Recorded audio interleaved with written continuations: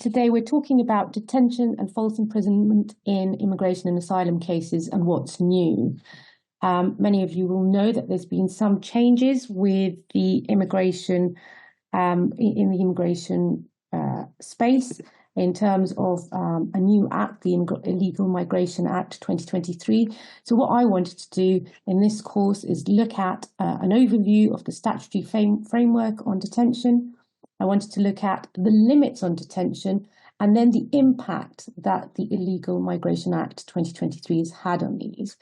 And then going on to consider the Home Office policies and rules, medical assessments in detention, all that have an impact when looking at who can be detained and for how long an individual ought to be detained, and then going on to consider challenges to detention. That is, the first challenge is always bail, but whether someone's detained and being removed, judicial review, and then in more historical cases, civil claims. I'll try and give you some practical tips and then consider some relevant case law on quantum. So going on to the first slide here, I want to look at the statutory framework on detention, and this is the position prior to the coming into force of the Illegal Immigration Act 2023.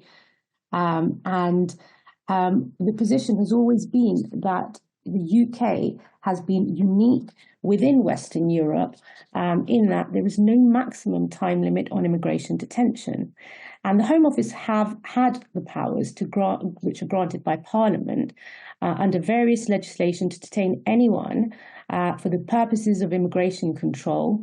And the reasons for detention are generally to effect an individual's removal, their deportation.